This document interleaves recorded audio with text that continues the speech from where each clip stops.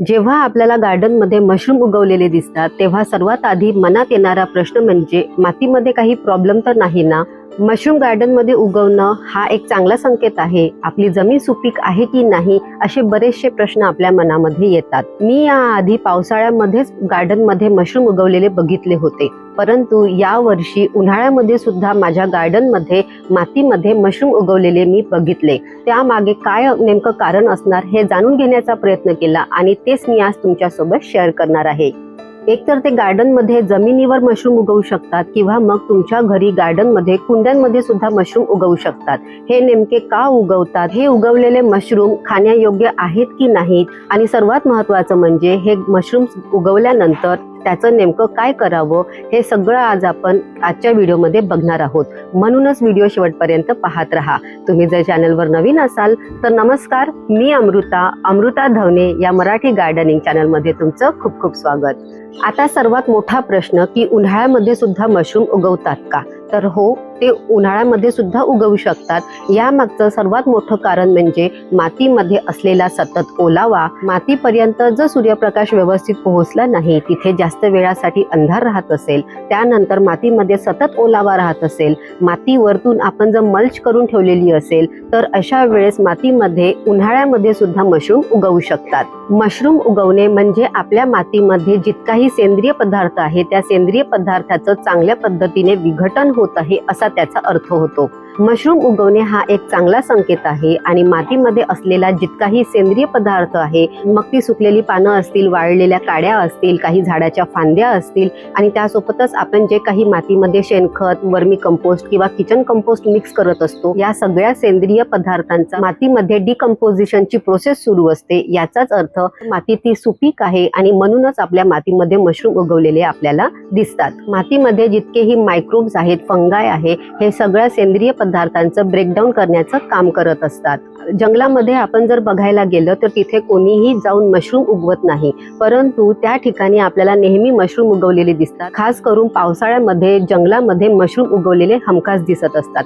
त्यामागचं सर्वात महत्त्वाचं कारण म्हणजे की जंगलामध्ये बऱ्याचदा मोठ्या झाडांमुळे जमिनीपर्यंत पाहिजे तितका सूर्यप्रकाश पोहोचत नाही. दुसरं महत्त्वाचं कारण म्हणजे जमिनीवर सतत सुकलेल्या पानांचं एक आच्छादन असतं.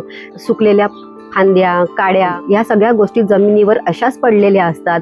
त्यामुळे जमिनीमध्ये सतत ओलावा असतो आणि तिकडची जमीन इतकी सुपीक असते, त्या जमिनीमध्ये मायक्रोब्स असतात, फंगाय असतात, हे सेंद्रिय पदार्थांचं ब्रेकडाऊन करण्याचं काम करत असतात. आता सर्वात महत्त्वाचा प्रश्न म्हणजे की आपल्या गार्डनमध्ये उगवलेले जे मशरूम आहेत ते खाण्यायोग्य आहेत की नाही? तर याचं उत्तर आहे नाही. सगळेच मशरूम खाण्यायोग्य अजिबात नसतात. अगदी काही मशरूम आहेत जे खाण्यायोग्य असतात. खाण्यायोग्य मशरूम आपल्याला मार्केटमध्ये सहज अवेलेबल होतात. ते मार्केटमधून विकत घेऊनच आपण खायला पाहिजे. आपल्या गार्डनमध्ये उगवलेले जे मशरूम आहेत ते खाण्यायोग्य अजिबात नाही. आपण त्याच्यामधलं तज्ज्ञ नाही आहोत की आपल्याला खाण्यायोग्य मशरूम ओळखता येतील. त्यामुळे माझ्या मते तरी विषाची परीक्षा घेण्यापेक्षा ते मशरूम न खाल्लेलेच बरे. तिसरा महत्त्वाचा प्रश्न म्हणजे की उगवलेल्या मशरूमचं करायचं तरी काय? उगवलेले जे काही मशरूम्स आहेत त्या मशरूम्सला आपल्याला अजिबात काहीही करायचं नाही. ते मशरूम आपोआप उगवतात 2-3 दिवसानंतर, किंवा त्यांची जेव्हा वेळ होते तेव्हा ते आपोआप मातीमध्येच पुन्हा मिक्स होऊन जातात. ते मातीमध्येच पूर्णपणे मरतात. जर तुमच्या घरी पाळीव प्राणी असतील किंवा तुमच्याकडे लहान मुलं असतील आणि त्याच पद्धतीने मशरूम पर्यंत पोहोचू शकत असेल तर मात्र आपल्याला ते मशरूम तोडून टाकावे लागणार आहेत. हे मशरूम काढताना उघड्या हातांनी अजिबात ते तोडायला जाऊ नका. नेहमी हातामध्ये ग्लोव्ज घाला आणि त्यानंतरच ते मशरूम आपल्याला तोडायचे आहेत. ते किती पॉयझनस आहेत, किती नाही हे आपल्याला अजिबात माहीत नाही आहे. त्यामुळे रिस्क घेण्यापेक्षा ग्लोव्ज घाला. ग्लोव्ज नसतील तर सरळ एक प्लास्टिकची बॅग आपल्या हातामध्ये घालायची आहे आणि त्यानंतरच त्यांना आपल्याला मशरूमला तोडायचं आहे. चौथा महत्त्वाचा मुद्दा म्हणजे प्रत्येक वेळेस मातीमध्ये मशरूम उगवणे हा चांगला संकेत आहेच असं अजिबात नाही. जर मातीमध्ये सतत ओलावा राहत असेल, मातीमध्ये जर त्या कुंडीमध्ये असलेलं रोप आपल्याला वीक दिसत असेल, ते पिवळं पडलेलं असेल, त्याची फुलं गळत असतील किंवा फळं सुद्धा गळत असतील, तर याचा अर्थ मातीमध्ये सतत ओलावा राहत आहे. त्यामुळे झाड स्ट्रेसमध्ये गेलेलं आहे. हे जर आपल्याला टाळायचं असेल तर कुंडीला ड्रेनेज व्यवस्थित आहे की नाही हे आधी चेक करून घ्या. मातीमधून पाण्याचा पाण्याचा निचरा व्यवस्थित झाला पाहिजे.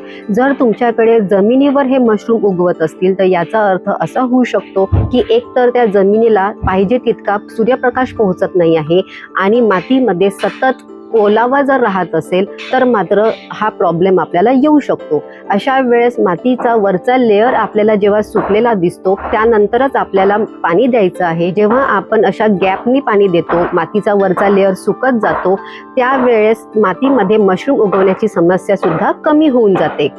मातीमध्ये मशरूम उगवत असतील परंतु आपले झाडं जर हेल्दी असतील, त्यांना फळं सुद्धा चांगले लागत असतील किंवा ते फुलं सुद्धा चांगल्या प्रमाणामध्ये त्यांना येत असेल तर मात्र मशरूम उगवत असतील तरी आपल्याला अजिबात घाबरायचं नाही आहे. ते आपोआप उगवतात आणि तसेच ते मातीमध्ये पुन्हा मिक्स होऊन जातात.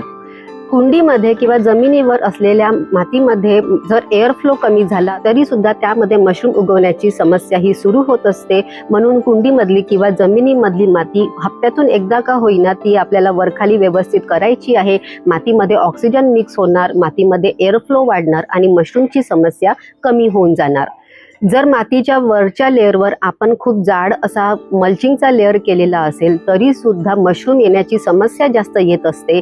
ते टाळायचं असेल तर जमिनीवर अगदी हलका सुकलेल्या पानांचा किंवा कोणत्याही मल्चिंगचा तुम्ही जर वापर करत असाल तर तो अगदी पातळ थर त्यावर असू द्या, म्हणजे मातीमध्ये कंटिन्यू ओलावा राहणार नाही आणि मातीमध्ये मशरूम कमी प्रमाणामध्ये उगवतील. आय होप आजचा व्हिडिओ तुमच्या उपयोगी पडेल. तुमच्या गार्डनमध्ये मशरूम उगवतात का? ते उगवतात तर ते कधी उगवतात? पावसाळ्यात उगवतात की उन्हाळ्यात उगवलेले आहेत?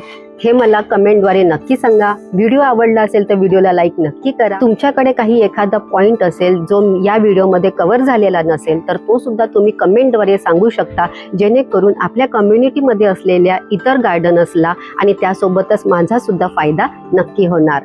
पुन्हा भेटूया पुढच्या बुधवारी संध्याकाळी 7 वाजता एका माहितीपूर्ण व्हिडिओ सोबत. तोपर्यंत स्वतःची काळजी घ्या, झाडांची काळजी घ्या. नमस्कार.